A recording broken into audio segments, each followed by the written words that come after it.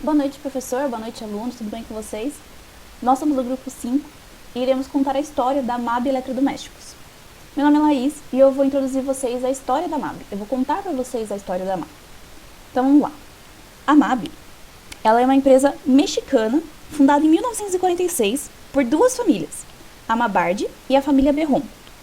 E de onde surgiu o nome MAB, né?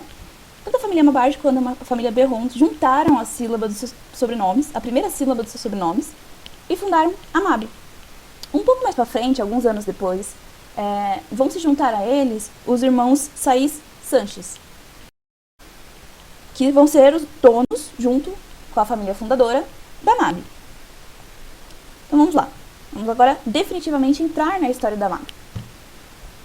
E falar um pouquinho da MAB no passado, como que ela era no México.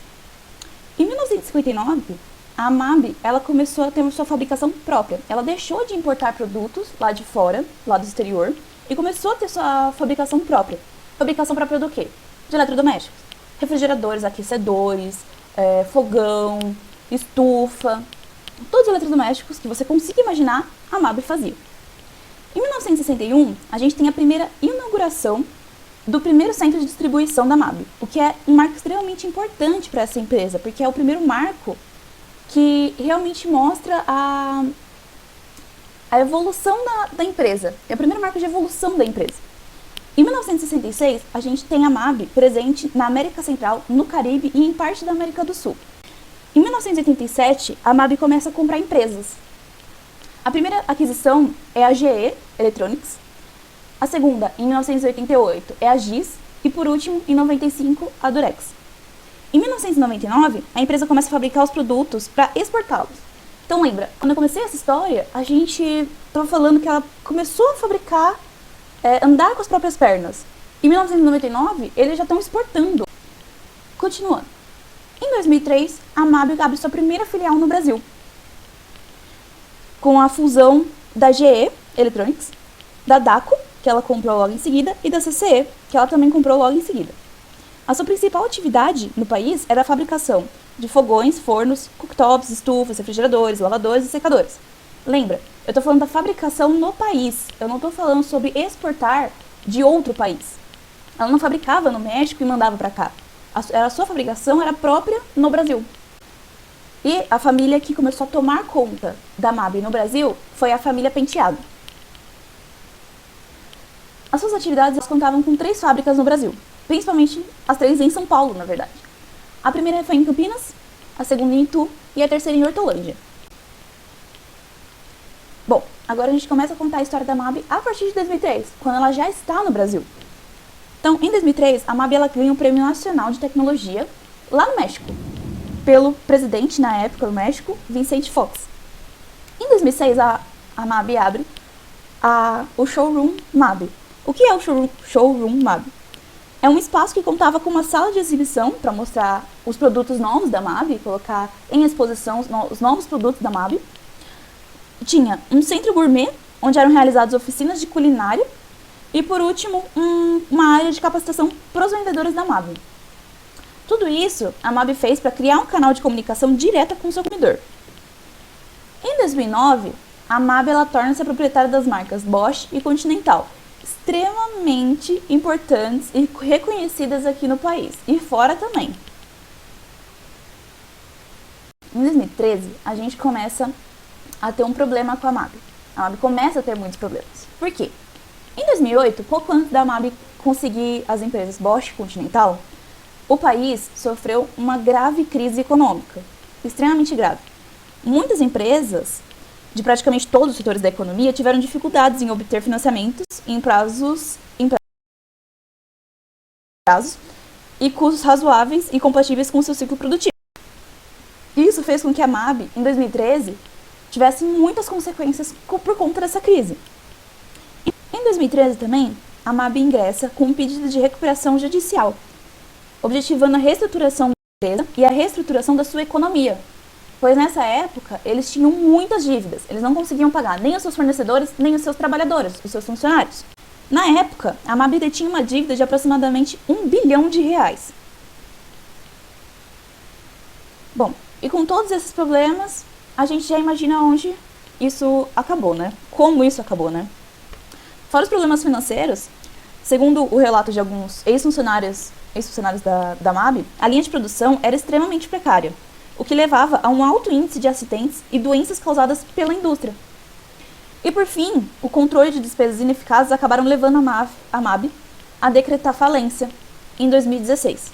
Vejam, a MAB, ela não é uma empresa muito novinha, né? Ela não começou rápido e terminou rápido. Era uma empresa gigantesca, era uma empresa extremamente rica e que estava praticamente no mundo inteiro.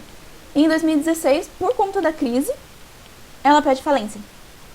Né? Não só por conta da crise, mas por conta de vários problemas, várias consequências que decorreram a partir da crise, a MAB pede falência em 2016.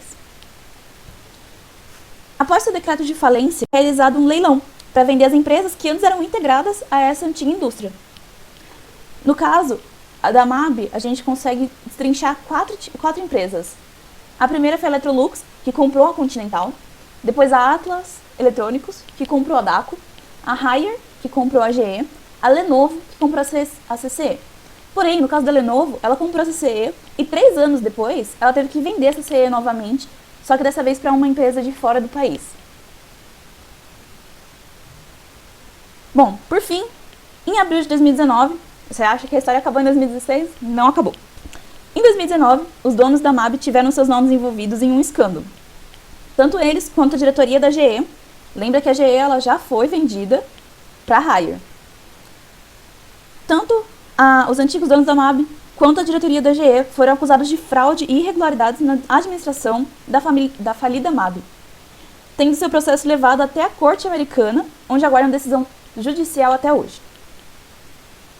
No caso, na época, até mesmo um juiz que estava cuidando desse caso, ele chegou a falar: a MAB Brasil, com a conivência e ingerência da família Penteado, do Grupo GE e da MAB México, havia se tornado palco de manobras empresariais espúrias e predatórias, práticas que drenaram os ativos da empresa e, ao fim, provocaram sua insolvência.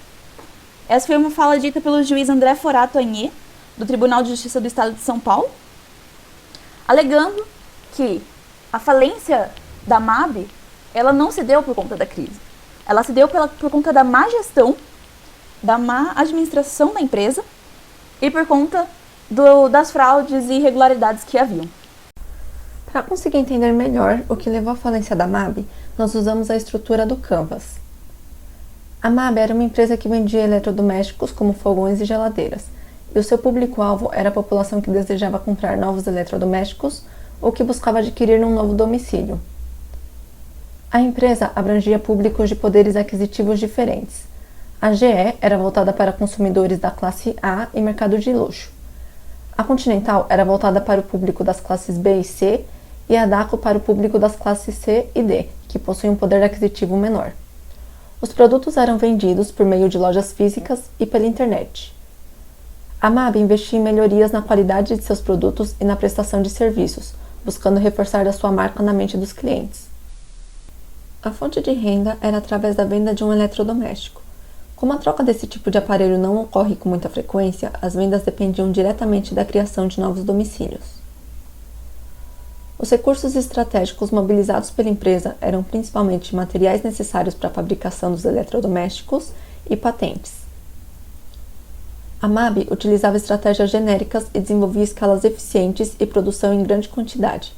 Assim, os produtos eram repassados a preços mais acessíveis para o consumidor que buscava qualidade e preço baixo. As principais parcerias eram com os fabricantes e fornecedores de materiais, e com o governo através de incentivos fiscais.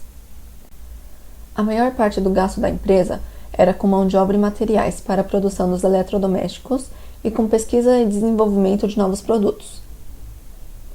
Com a crise econômica de 2008, empresas de praticamente todos os setores da economia tiveram problemas devido às diminuições nas vendas e aumento na dificuldade de conseguir financiamento. A crise econômica diminuiu o poder de compra de toda a população em geral. Por se tratar de bens de consumo duráveis, a diminuição do poder de compra da população levou a uma diminuição na venda dos eletrodomésticos. Por causa disso, a venda nas lojas físicas e através da internet caíram. A população passou a evitar comprar bens de consumos duráveis e deram preferência a itens de necessidades básicas. Como a renda da MAB dependia da venda de produtos, a fonte de receita diminui drasticamente. Com a crise econômica, a MAB utilizou estratégias de redução de custo, em que reduz a mão de obra e os níveis de estoque, e busca diminuir os gastos, o que levou a uma diminuição na produção e nos investimentos em pesquisa e desenvolvimento. A baixa produção levou a uma diminuição nas parcerias com fabricantes e fornecedores de materiais. Mas com a crise econômica, o sistema bancário tomou medidas preventivas para a contenção da crise e foram reforçadas as políticas governamentais de incentivo fiscal. Houve um corte nos gastos, uma vez que o investimento na produção de produtos e na pesquisa diminuíram. Mesmo com as medidas preventivas adotadas e o corte nos gastos, o recuo na produção da MAB aumentou com o passar do tempo, afetando quase todos os blocos do Canvas. Em 2013, a empresa precisou entrar com um pedido de recuperação judicial. O plano de recuperação tinha 4 premissas: redução de custos fixos e variáveis e dos níveis de produção pela MAB, alienação e bens do ativo permanente da empresa, obtenção de novos recursos por meio de financiamentos, observando-se as condições estabelecidas em lei, e o reescalonamento do seu endividamento com alterações no prazo, encargos e forma de pagamento dos créditos. No entanto, por não possuir condições financeiras para dar procedimento à recuperação judicial, a empresa decretou falência em 2016. Olá, me chamo José Dagmar. Para evitar o encerramento das atividades da empresa MAB, eu montei as 9 peças de um negócio, conhecido como Canvas. Em cada uma dessas peças foram identificadas melhorias que poderiam ser aplicadas à marca, de acordo com as informações obtidas. A proposta de valor é proporcionar facilidade no estilo de vida dos clientes e não só a venda de eletrodomésticos, pois o que irá tornar a marca única é a sua facilidade no uso e a tecnologia dos produtos. No segmento de clientes, foi incluído o público-alvo de adultos de 25 a 40 anos, com ênfase em pessoas donas de casas, independentes de gênero. Quanto aos canais para os clientes, o uso de redes sociais poderia ter sido bem aproveitado, quanto para a divulgação da marca, quanto aos feedbacks de clientes sobre os seus produtos e serviços. No relacionamento com o cliente fica no centro, daí a importância dos feedbacks dos clientes do bloco anterior. A receita se baseia na soma e sucesso dos blocos anteriores, que no caso é a venda de eletrodomésticos.